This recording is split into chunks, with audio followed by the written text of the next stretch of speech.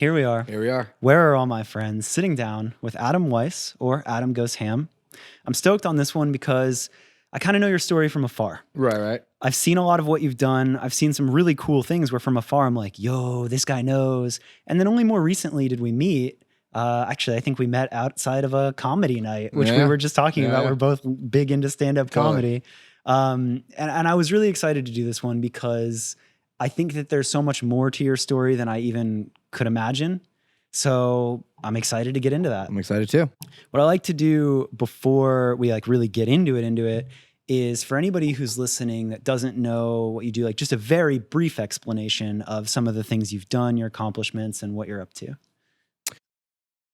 So what I'm doing, so I guess I'm known for throwing a party called HamOnEverything. Should I talk about how it started, or should I just talk, or we'll get into that? Yeah, kind of like I'm saying, like just like 2 minutes of just like I do this, and that. All right. So so I'm known for throwing a party called HamOnEverything. I've been doing the party since 2011, and changed to a bunch of different things. It's always been about underground culture, though, and underground music. And through that, in the last like 5 years, I get other random gigs that like people that go to Hamno for, I think 2016, I got hired by MTV. They were doing like their first live music show like in a decade. Oh shit. And they needed like 600 kids there every week. And so I got hired, like bring 600 kids there. But I always do so much extra. Cause like some of the weeks the guests were awesome. Mac Miller did it and like all this stuff. God. But some of the weeks it wasn't great, but I knew that kids would come anyways because it was a free thing and you'd be on MTV. Yeah. But I still wanted it to be worth it to them. So I made MTV be like, well, I need a DJ like the pre-party before you guys film. And then I had little Tracy, Fat Nick, and I'd invite other people to come perform, not on MTV, but for the pre-show. Yeah. So that in case the artist they had sucked, at least you had Ham something. Kids. And that's like just me doing a lot of extra work. I just care, like I really do care about the culture. Yeah, well, and so I've done all this random stuff, and then I did the Ham Radio podcast. I've done so much shit. Right. Well, and again, it's kind of unfair to set you up to be like, explain everything you've done in 2 minutes. But it's all centers from throwing an event series called HamOnEverything. And I think like the other thing to touch on with that is it's not really ever been a specific genre. It's kind of just been people that are very relevant in culture and doing something that matters. And you've booked a lot of artists really fucking early. Right. So what that actually comes from is that, so I started HamOnEverything in 2011, but 2010, I was doing another show series called Hipsters Who Heart Hip Hop. Really? Yeah. And that's actually because I had a MySpace group that I started called Scene Kids Who Heart Hip Hop. Okay. So I was like a scene kid, but I like loved underground hip hop. Yeah. And so in 2010, I started throwing this show series called Hipsters Who Heart Hip Hop. And it wasn't this scene now. So like I grew up into this underground rap scene that was, I guess now you'd probably call like backpack rap or whatever. Yeah, it was like lyrical, but also it was like weird. And so I also got sober in 2009. And I did a lot of jail time. So, and I've been rapping for a long time. I don't do it anymore. So when I was in jail that last time in 2009, I was like, all right, when I get out, I'm going to be sober and I'm going to really focus on rap. Yeah. And so, but prior to that, I'd been living in Echo Park and I was like really into this hipster scene, hence Hipsters Who Heart Hip Hop. And I had kind of stopped going to rap shows. And so I started doing research to see so that scene of hip hop, the way it was, is that you would go to these shows and like you'd hang out front and like cypher, like freestyle. Oh, cool. Or sometimes at the end of the show, the DJ would play instrumentals and open the mic up and you get on the mic. And so I was looking for like where the cool hip hop shows were where I could like cypher or get on the mic. Yeah. And there wasn't anything cool anymore because this hip hop scene, by 2010, like this is like the tail end of that scene. Yeah. And so like there just wasn't anything cool. And so I went to this spot called Echo Curio where I go to like noise shows and stuff in Echo Park. And I was like, can I throw a rap show here? And they know me because I'd been going to shows there for like, a couple of years. And they're like, yeah, whatever you want to do is cool. And so the idea was to throw this other kind of underground rap show. And then I would have a band, like an Echo Park band, play a live improvised set at the end, and I'd open the mic for MCs to improvise, to freestyle over the improvised band.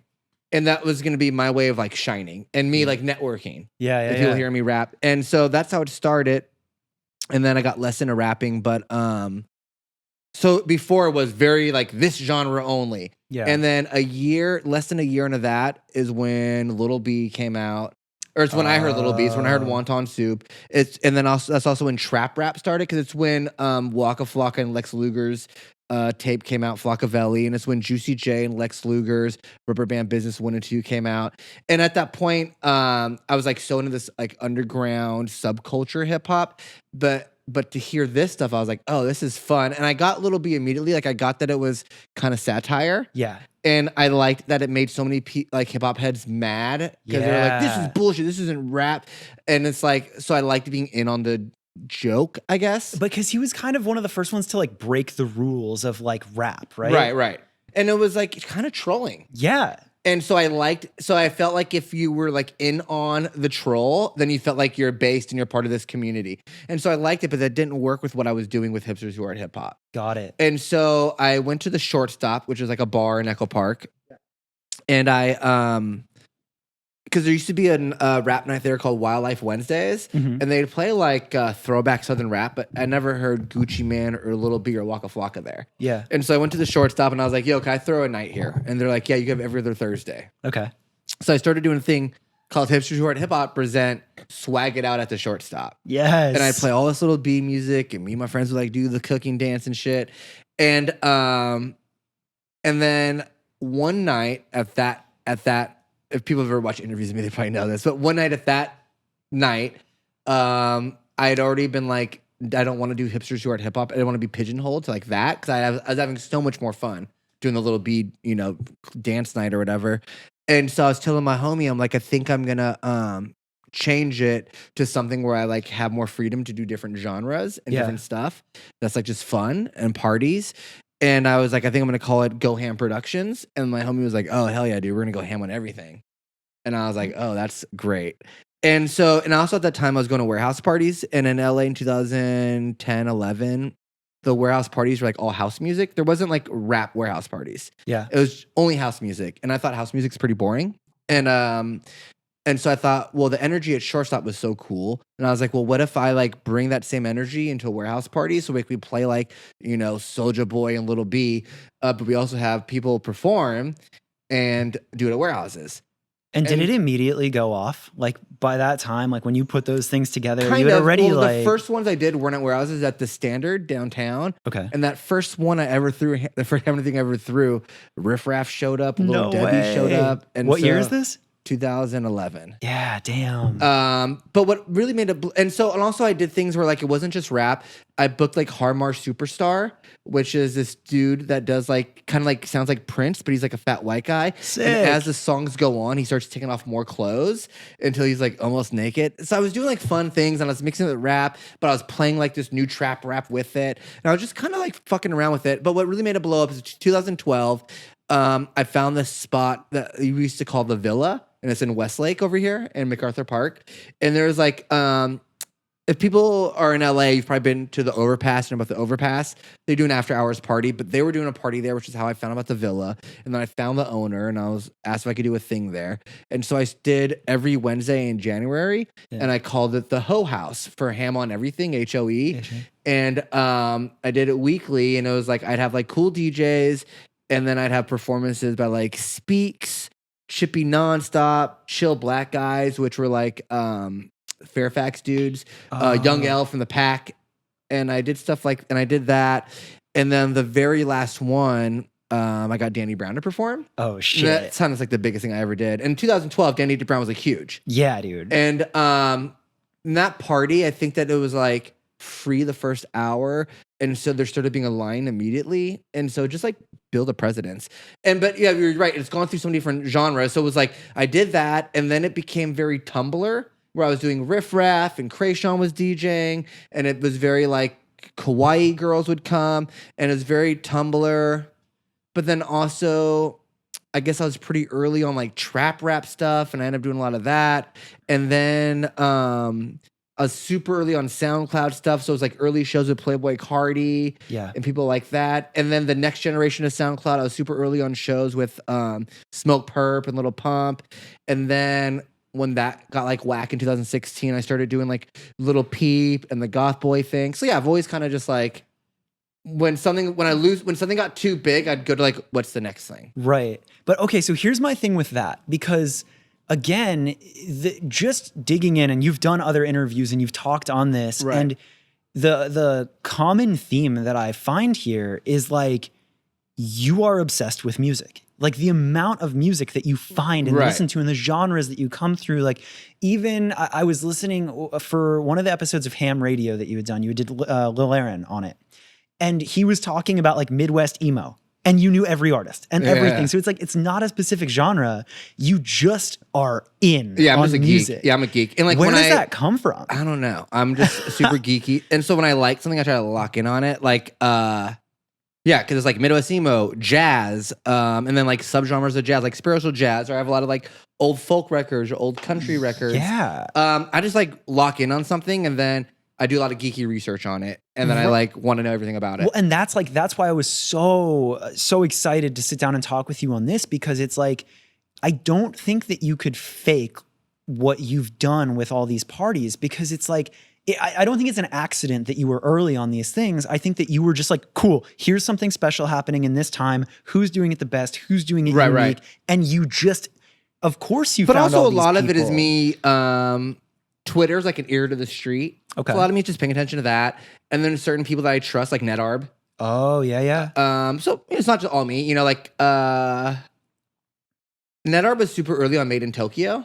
Oh, and that really really? worked out. And I was like, oh, this kid knows what he's talking about. And so like when I first booked Lil Peep, even, it was like Ned kept Lil Peep. And I booked him without listening to him first. Yeah. And I was like, whoa, this kid. And I put him on a lineup with like 1000 Band Fawny and like Larry June. Did not make sense. But I saw him perform and I was like, whoa, this kid has something. What year is that?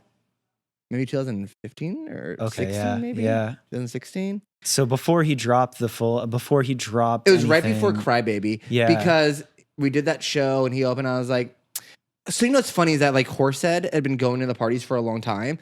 And so Horsehead used to, when he was in Thrax House. Your parties. Like Yeah. he would just come. Yeah. Yeah. All these kids who were like just like fans that could, even Pete was someone that would like come to Ham parties, but Horsehead is a little older than them. And so he just was coming to the parties in 2015, 2014, and he was in Thrax House and he used to wear a shirt that said GothBoiClique in old English letters. And I don't think GothBoiClique was a thing yet, but he would wear this shirt that he made, I guess.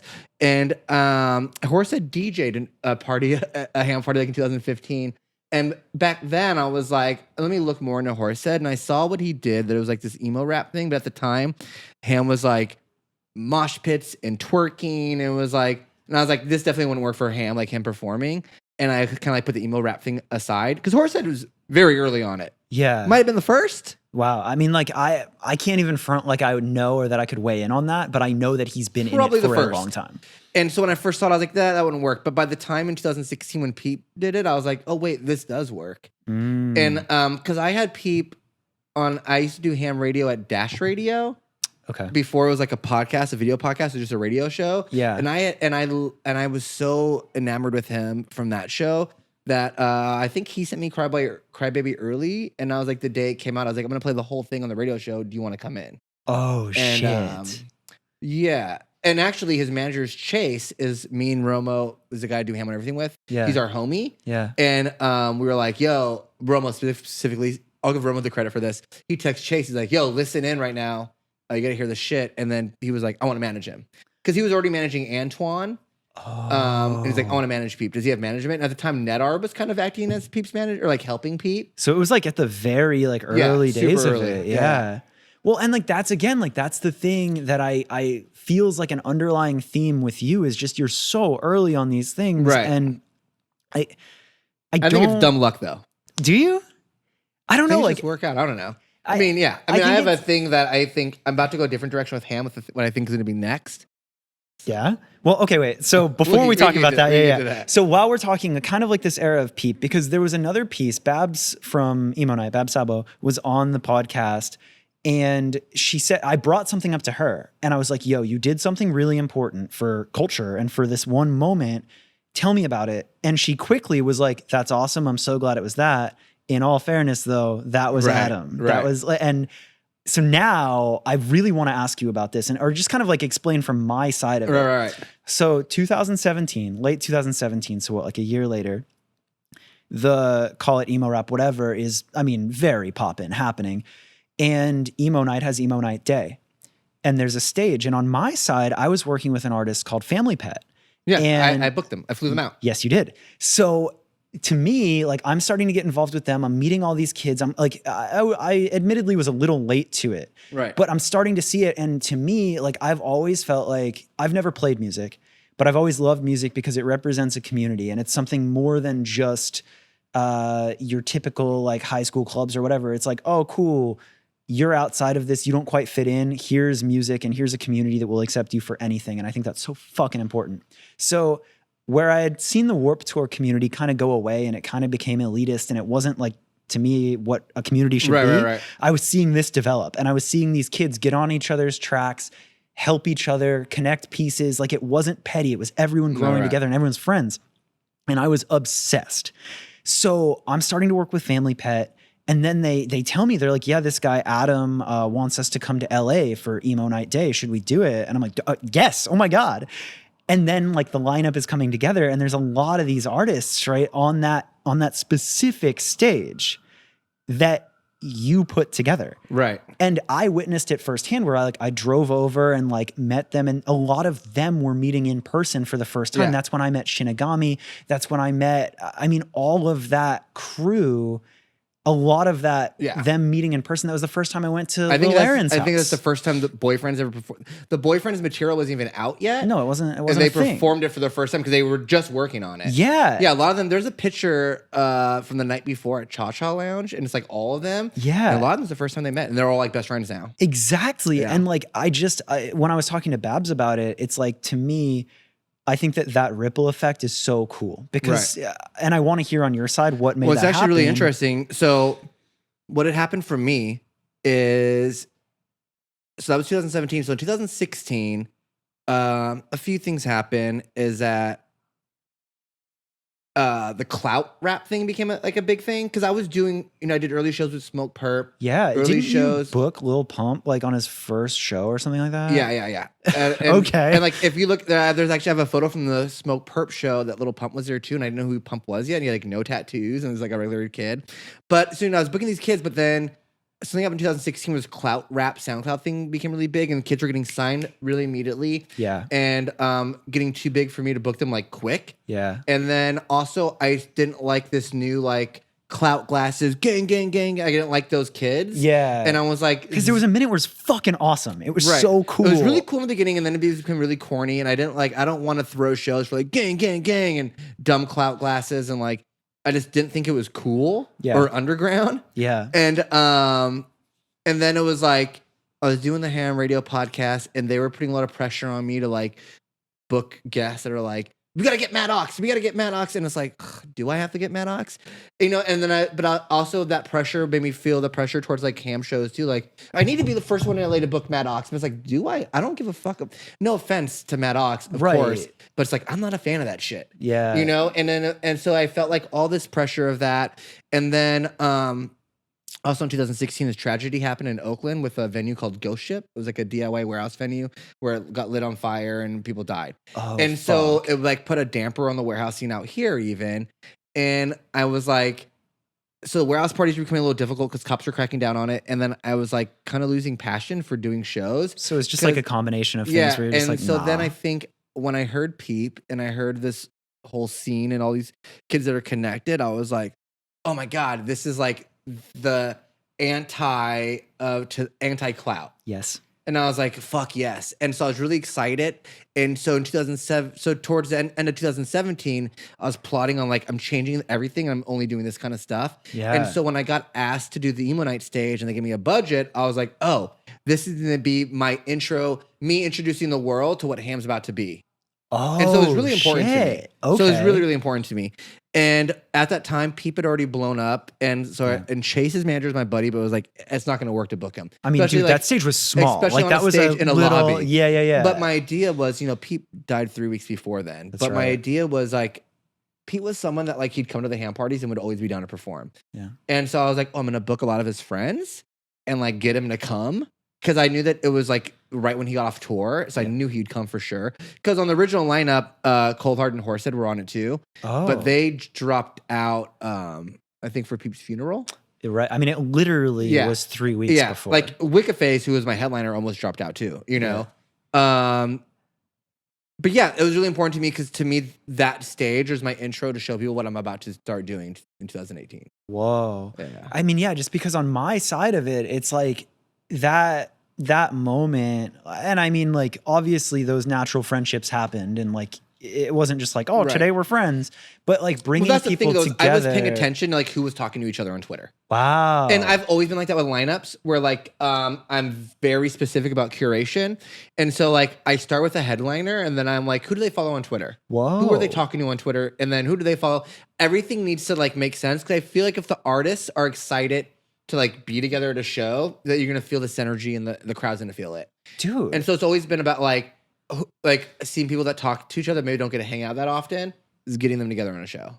That is brilliant right there. And I feel like that's like, you say that so naturally, like where you're like, well, yeah, do that. And I don't think people think about that. Earlier before the podcast started, we're talking about like when you get to the level of working with these big brands, they have budgets for creative directors and they have all these things. I think that that's lost. Yeah. I think that magic of just like paying that little attention and what seems natural to you of just, do that, gets lost. Right, they don't look at the curation, they look at numbers. Yes. They're like, well, this person has this many numbers, this many numbers, this many numbers. But it's like, no, you have to like, there's something special that happens with curation when there's like this synergy that like works together. There's like a special thing that happens. You just said it, like curation. And that is kind of the word and the feeling that I was looking for, because that was so important. And the ripple effect of that, it's like I went on to do version 3, which started as like kind of like an indie label-ish thing. Right. And then went into be like a tour. Right. And I booked, it was like Familypet, Shinigami, 93 Feet of Smoke, Garden. Yeah. I mean, Convolk, Savage Gas, like all these things. And it was accidentally, like I can't take the credit like you did, but it was this accidental where it was like, okay, well, we want to tour, we can't tour, so Familypet will do something. And then from there, it was like, well, who are we friends with? But I didn't think of it like that. Right. But even just like, I wouldn't have known those guys. That was such a big piece of my life. And it wouldn't have happened if it weren't for that night. I met so many of those people that night. So like, comes back to curation and community. And it's cool on my side, because to you booked a lineup and you've done that hundreds of times, but that one specific time that I was involved in it, even from that little bit afar, was kind of life-changing. But also Babs not wanting to take credit for it at Emo Nite. So here's the thing is that like, that's a lineup I would have loved to have done, but on my own, I couldn't have, like, for me to fly people out and then throw my own show where I have to make back the money. With Emo Nite, they kind of had budget, and like I didn't have to make anything back. So all you had to do was be the curator. Yeah, and that made it so easy. Wow. And so they get credit too. For sure. That's awesome. I love that both of y'all are just like, no, but shouts to them. Shouts to them. Because I wanted her to do something like that and I wouldn't have been able to do it on my own. Yeah. I mean, I would have lost money probably. Right. I mean, like, you would have shown that it was a thing and the energy would have been there, but the money and the logistic to make it happen. Yeah. Okay. But so you said something really important there. You wanted to show people that was the next chapter of Ham. Right. So continue from that point. What happens? That's late 2017. I've done I just kept doing shows, all these, with I did a lot of Peep shows, no, he passed. I did a lot of Wicca Phase shows, Coldhart shows, Brennan Savage, Drippin' So Pretty, all these guys. Although I didn't get into that next generation is what you've been doing. Is Convolk and Savage Gasp and all them. Yeah. And I didn't get there. Although, but something's happening now where like these kids are actually getting too big too fast now. It's interesting because I actually kind of paused. Like I had a year, like, so 2018, 19, I was all in, like we were putting together the tours. I was doing everything I could. And again, maybe you can articulate this better than I can. But for me, I felt like I don't care at all about money with music. Like I just like, I get excited to see kids doing cool things and I want to help. I want to be a part of it. I could never play music. So I was like, how can I help? Oh, you need a tour? All right, let's figure it out. Oh, you want your music on Spotify playlists. All right, let me figure it out. It was never about like building some empire. Right. And I started to feel like I was getting in the way. I started to feel like I could help, but I was just another piece. And I was another email, a call, a text that had to go through me before it could just come out naturally. Right. And I was like, I don't want to be that. I don't want to be the manager, the this or the that, where I'm getting in the way. So I kind of took a back seat and paused, and I'm honored to have been a part of any of it. Right. But I don't know what to do. Like I kind of had to pause. So it's interesting that you say that. And I wonder. Well, I think something that happens is that with Peep's passing and X's passing, labels were like, oh, this is huge. We need another Peep and we need another X. Yeah. So anybody that sounds anything like them, sign. And so they're getting ran through this industry machine, but still looking independent. I don't know, very quickly on. And so me doing an underground party, it's very hard for me to like have to deal with an agent and a manager and this and this. And I'm like, yeah. Exactly. And it's like, again, we were kind of talking about this before it started. It's like, it's so magical in the beginning, right? Like it's like everybody's looking out for each other. All you care is the community. You're building this. It makes sense. You do it. And then as soon as it makes sense, as soon as it is proven to be commercially successful or the people show up, people want to get involved. People want to make money on it. And then you're like, damn it, now you can't do it properly. And that's such an interesting dilemma. The labels are crazy with it because they're literally like, anybody that sounds like Lil Peep, sign. Like when Peep passed, Wicca would talk about like these labels that hit him up, and he's like, "I'm not a Peep, at all, no.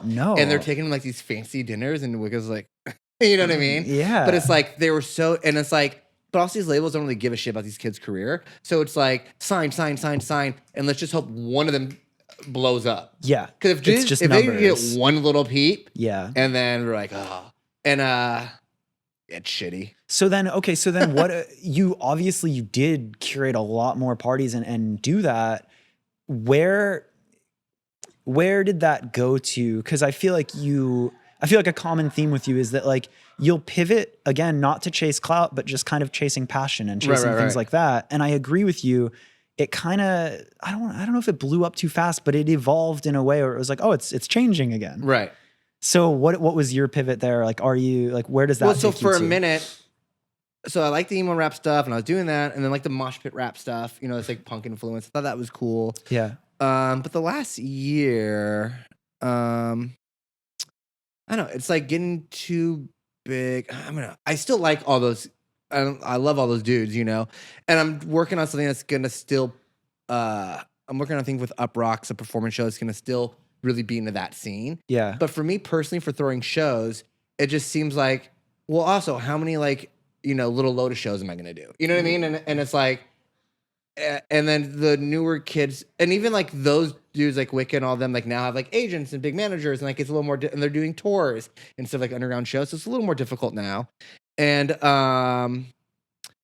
but also it's like, that's becoming the new, like, I don't know. I saw that TikTok of the young girl, and it's like underground edition, and there's like a line, and she's like, listen to NASCAR Aloe, and then listen, and it's like, if those kind of kids are liking this, like, I'm over it. Like, I'm not over it, but it's like, I'm ready for like the next underground thing. It's all, like it's so weird, right? Because it's like, you're not trying to be the cred person. You're not trying to be too cool for anything, but you start to see the signs of like who's noticing it, and you're like, damn it, it's not cool anymore. I mean, it's just like me, like when I was doing the early, you know, SmokePurp stuff for Playboi Carti stuff, and then I saw like the Clout Gang kids. I'm like, I don't like those kids. Yeah. And so I don't like the girl I'm seeing on TikTok that's like 16 years old being edgy, listening to NASCAR Aloe.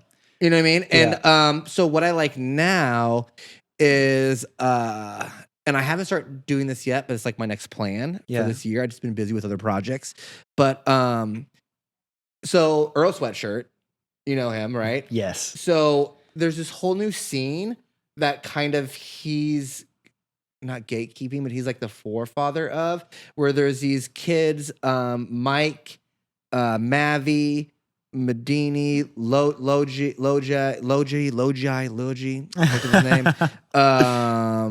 Maxo, and it's these kids that are like, and like if you look up their Instagrams, like Earl's like on all their comments, like talk, you know, Earl's just like a real community. Earl's like exactly, and what these kids are doing is it's coming back to like just hip hop, where they're like just rapping over, and it's weird because they're rapping over like loops, but sometimes it's like break beats instead of like like old school hip hop beats, but sometimes they don't even have any drums in it. It's just like a soul loop, and they're rapping over it, and it's like lyrical, but also very abstract and like weird. Yeah. And I like that a lot. And then on the East, so that's like a lot of them are West Coast based. Then on the East Coast, you know, Griselda, which is West Side Gun and Benny the Butcher and Conway, they're doing like this New York street rap where again they're rapping a lot of times over like loops with no bass, just like a soul loop, but they're like rapping some like street rap, but it's like bars. And like they're really rapping, but underneath them, there's a whole nother scene where it's like this kid,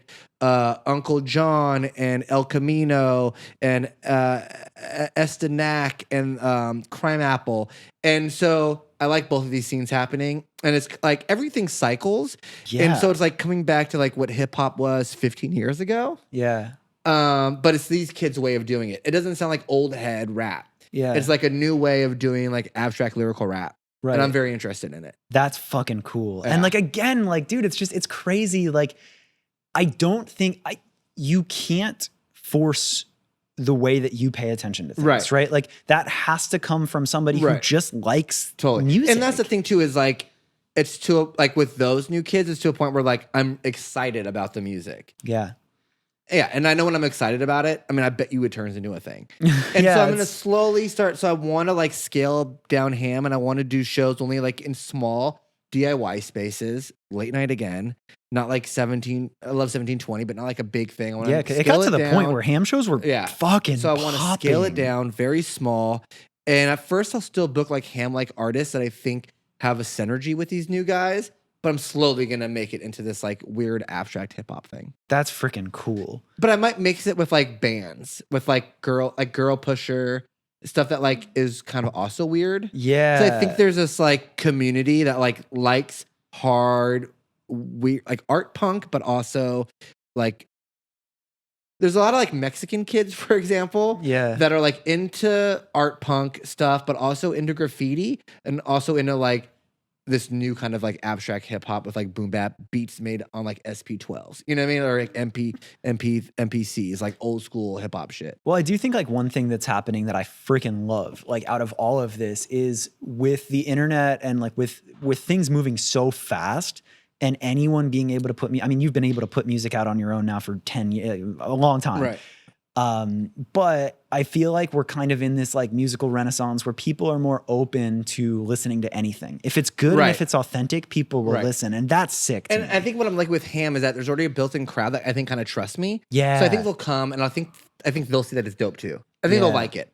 And a lot of times it's just about having. Yeah, I mean, I think that they'll get it. And it was actually interesting is that the way I started this new thing I want to do is I start following all of them on the Ham account. Yeah. And a lot of those kids message me and they're like, yo, we used to go to Ham parties. The fuck? You're following us? And it's crazy because their lyrics, like the dudes that are coming under Earl, are like very like conscious rap, but they would go to Ham when it was like ignorant. They're like, one of them was like, yo, I went to the Waka Flocka one at the warehouse in South Central. So it's like, even though they're doing like conscious rap, they're kids. Yeah. And they want to party too. So I'm like, whoa, I can't believe you guys know what Ham is. But I mean, I guess I'm being modest there. Well, obviously. Right. But like, I mean, that to me, like, again, that's why I'm stoked to sit down with you is because I think that my whole idea with this podcast is I'm so down to talk to artists. I'm so down to talk to whoever, but like, I think that there is something really freaking cool about learning the people that are kind of behind some of the most important pieces of culture. Totally. And not even to say that you're super behind the scenes, because you are known and you have a presence, but I just had a feeling that there would be so much of this where I'm like, dude, what? And like to see just how much is behind the scenes and see like where that comes from is I'm obsessed with that. Totally.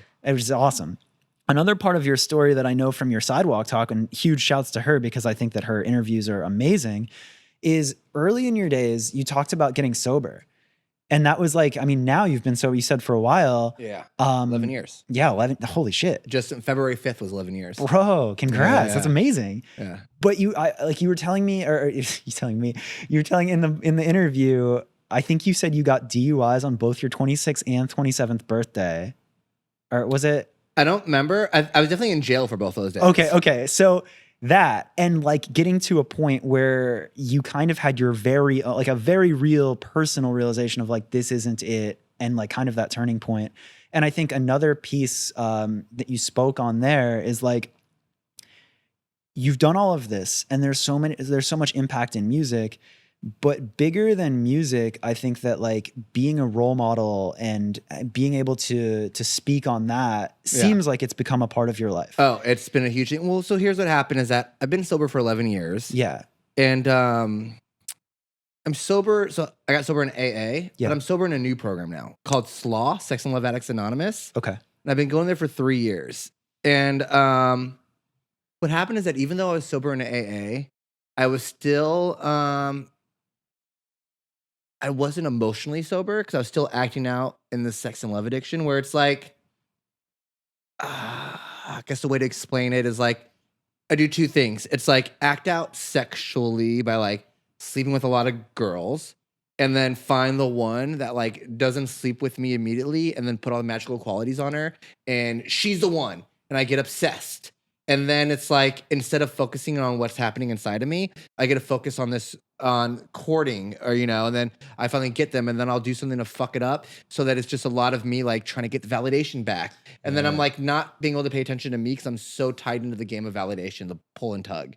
And that's not very sober. And so 3 years ago, I was in a relationship like that where it was like just a roller coaster.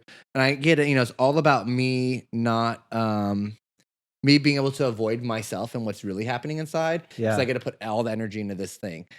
And so finally, and it's like, I don't, we don't just break up. I don't just burn the bridge. Like a fucking bomb has to fall on the bridge. Sure, they don't want to talk to me anymore. So that's where it goes to. So it happened with this girl. And then what happens when that happens is that normally I would like start acting out sexually again and start just sleeping with girls to feel better about myself. Right. That wasn't working. That made me feel worse. And then the negative self-talk got really loud. Like I would do things during the day to try to like keep busy and be restless. But at night I'd be laying in that bed and I couldn't sleep. And the negative self-talk is you're unlovable. Anybody gets to know you. Any woman gets to know you. They're going to see that you're unlovable. They're going to hate you. You're going to be alone forever. You're unlovable. You're unlovable. You're unlovable. And I was in a dark place where I remember thinking, there's a lyric from Conor Oberst, who I'm obsessed with. I've already quoted a lyric to you earlier before recording. I mean, he was so important. Right. I mean, I have like tattoos of his verse. Anyways, he goes, you'll settle for anything that will make your brain slow down or stop. And when my brain was just so restless with the negative self-talk of you're unlovable, I was like, this is why I would drink or do drugs, is to like shut my fucking brain up. And I know that I'm not going to drink or do drugs. And it's like, how else could I stop my brain? So it was just something else. Yeah. So when you're being honest with yourself, yeah, and I was like, I cool. wish I could take a pill to shut my fucking brain off. But then I kind of got into suicide ideation because it's like, how else could I stop my brain? Oh, fuck. I could kill myself, I don't know that I would have really done it. It's like, like now I have this fantasy of like, what if I just like moved out to a cabin and like, so that's how suicide was. It was like that same kind of fantasy. It was like, what if I just killed myself? Yeah. But that's a dark place to be. Yeah. And then I was watching this show on Netflix called Love. Have you seen it? It's a great show. So I'm relating to the woman character a lot. And then the last episode of the first season, she goes to Sex and Love Addicts Anonymous meeting. Oh yeah. And when I saw that, I was like, oh my God, that's what it is. Because I think when her and I broke up and I was having the negative self-talk, I started going back to AA again. But I would think about her as the bottle. Oh, shit. But when I saw Sex and Love Addicts Anonymous existed, I was like, holy shit, that's where I belong. And there I heard a lot about self-love and self-dates. And I started applying these things I was hearing about in these meetings. So I started taking myself on these self-dates. It started off with every Sunday and at first I didn't feel, I had that negative self-talk that I'm unlovable. So I didn't feel worthy of like giving myself self-dates. Whoa. But hearing people in these rooms, I'm like, it works for them. And so first I started every Sunday. I would, and I was so codependent that like, if there was a concert I wanted to go to, I used to buy 2 tickets. Yeah. And I would like hope to find a girl to go with. And if I didn't, I just wouldn't go and waste that money. Whoa. Like I was, and like I couldn't imagine like eating lunch by myself even. So I started doing these self-date Sundays where I would, I'd go to the ArcLight, I'd see a movie, whatever had the highest Rotten Tomato score. I'd go eat lunch at Veggie Grill by myself. Then I'd go browse records at Amoeba. Oh yeah, that little strip right on. Yeah. So I started that first. I did that until I got comfortable with myself. And then slowly that negative self-talk voice, quieter. And then I started doing a thing where I would take the train here downtown. This is during summer 3 years ago. I'd take it to Santa Monica and I like listen to podcasts or read on the train. And then I would take an Uber to this breakfast burrito spot on Venice. And then I would walk the boardwalk from Venice back to Santa Monica, listening to like a classic record that I knew that I like miss. I knew I would like, you know? And then I was like, oh, I really enjoy this like walking along the beach. Maybe I should try to like hike. And so I slowly started doing all these things for myself. And I got self-love and I felt lovable. Yeah. And so how it became me wanting to be a role model is when I first started doing these self-love journeys, I was thinking about Adam 22. And it's like, you know him? I do. And so he, you know, a similar scene as I was. Yeah. And he would do these vlogs where I feel like it's very much, I mean, no offense to Adam 22 and people that follow No Jumper, but it's like kind of promoting this like be in the scene and like hang out with strippers and porn stars and like do drugs and this and this.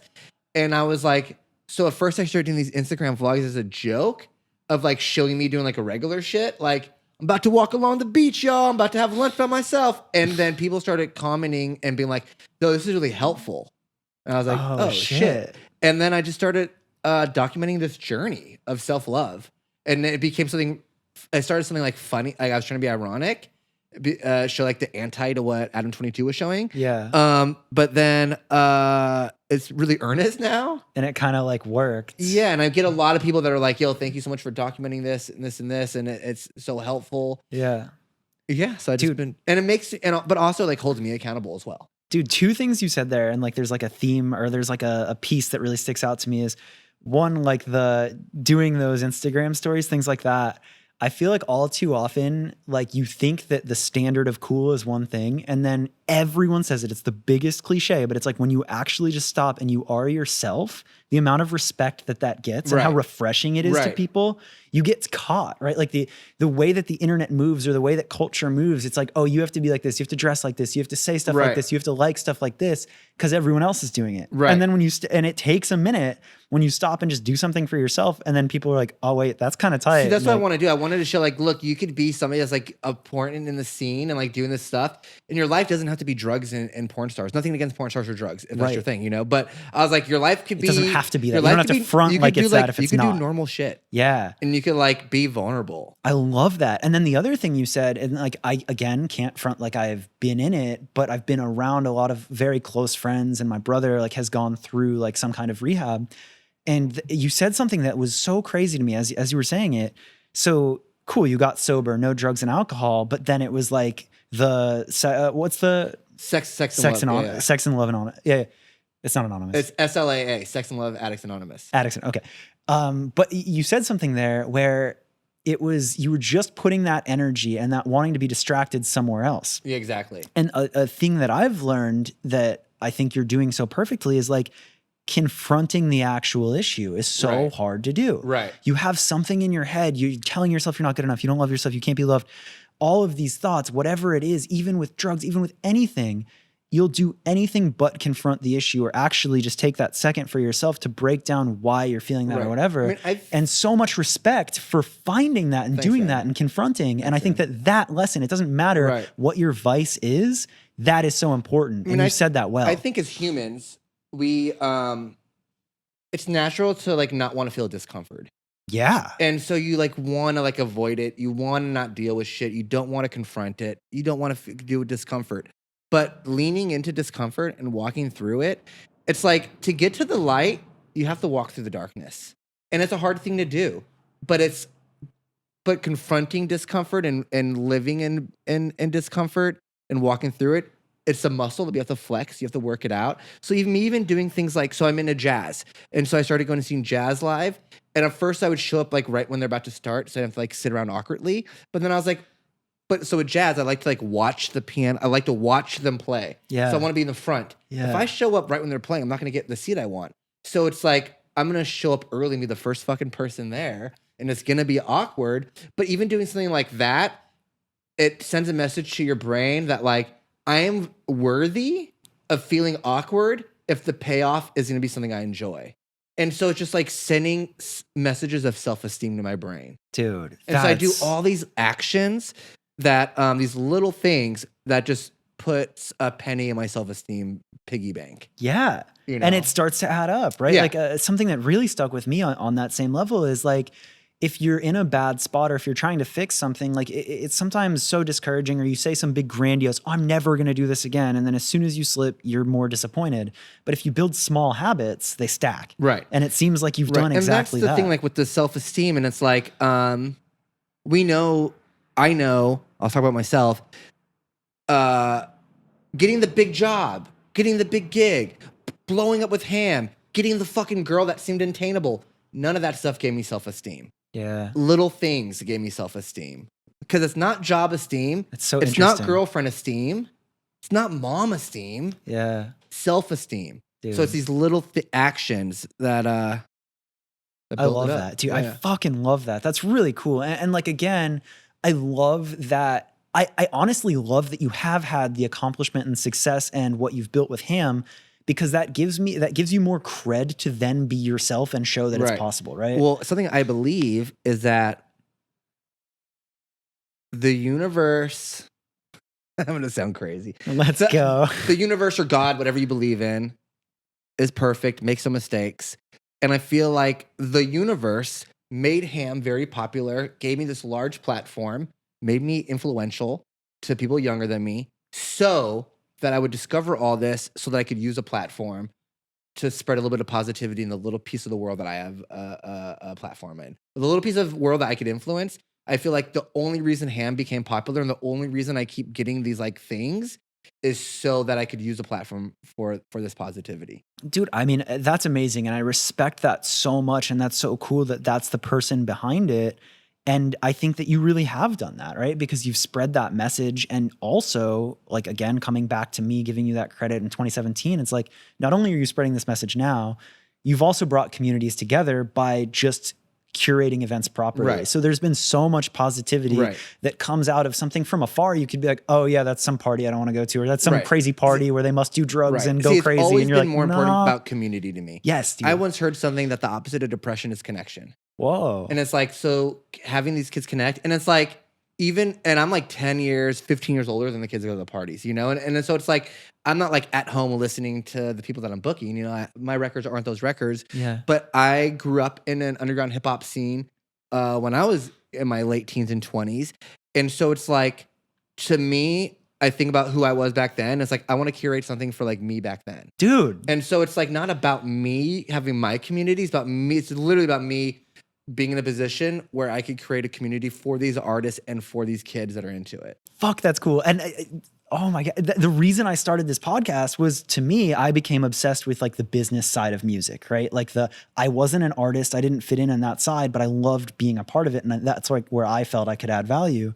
And the whole idea of this podcast is, I think back and I wish that 18-year-old me could have heard the stories of people like you and all the people on the show and be like, oh, wait, like, okay, it's hard, it's bullshit, but they dealt with that too. And it gets better and this and all these lessons.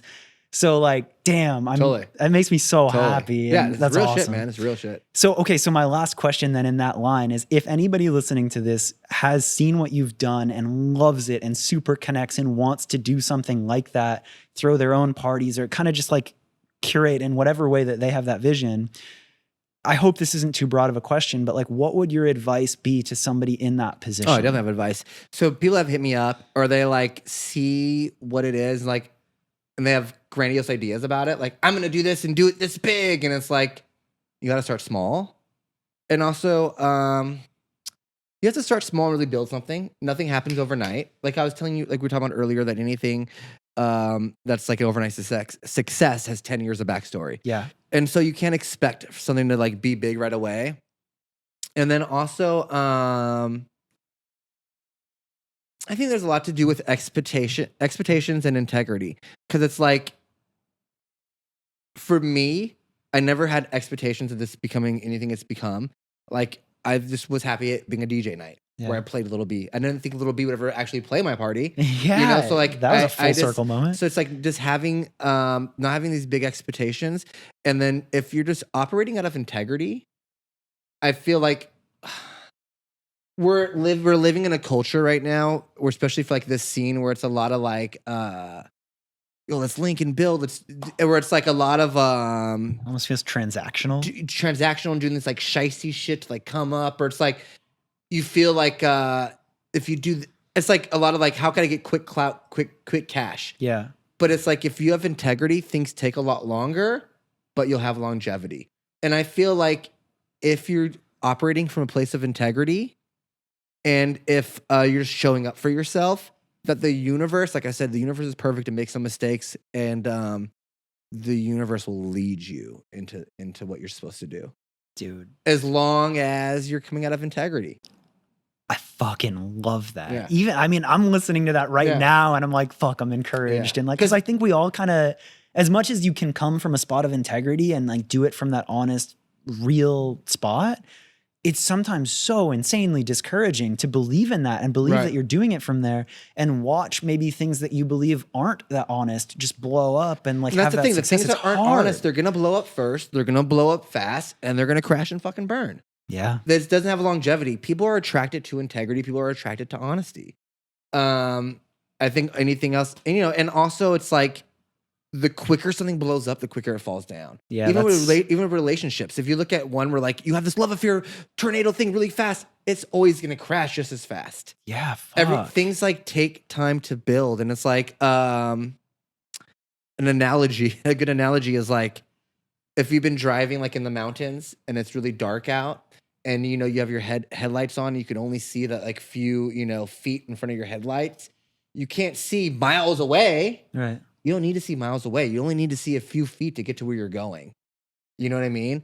And I think that's an important thing. It's like, don't try to look so far into there. Just like, I don't know. And like me trusting the universe. And I guess I was really lucky too, because of the drug addiction and the in and out of jail. I didn't go to college. I didn't finish high school. So it's like, I didn't have a plan B. Wow. And thank God, because I had no choice but to trust the universe. So I didn't have anything else to fall back on. And I think that not having a plan B is pretty special, because I think that it makes a difference. I think that because I had no choice but to trust the universe and see where it takes me. And it's like, it's been amazing. The shit I'm doing, like I quit my job at a juice bar in 2011 to focus on Ham. And I thought after that summer I'd have to work again. It's been 12, 13, 14, 15, 16, 17, 18, 19, 20, 9 years.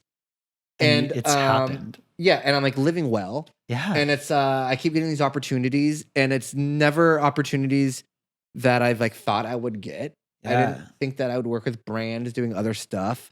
And it's like, even the thing is like, if I think about like the future, it's like, what about in 2 years? What if this starts? Like I could definitely spiral out. Yeah, but I have to keep in mind the analogy about the headlights is that I don't need to think that far ahead. I just need to pay attention to here, and I'll look a few feet ahead of me, and I'll get to where I need to go. That was so well said. Thanks, and man. I needed to hear that. And I think that'll help a lot of people. Yeah. Fuck, thank you for doing this. Totally, this is, man, of course, this was so like, I love the feeling when I have a feeling about somebody and I'm like, we don't know each other as well. It's like that discomfort thing where it's like, I don't know. But like you have that feeling and you push past that, like maybe it's awkward, and then a conversation like this happens and I'm inspired out of my fucking mind. Awesome, man. I'm glad. And it's like, thank you. That's amazing. Cool, man. Thank you.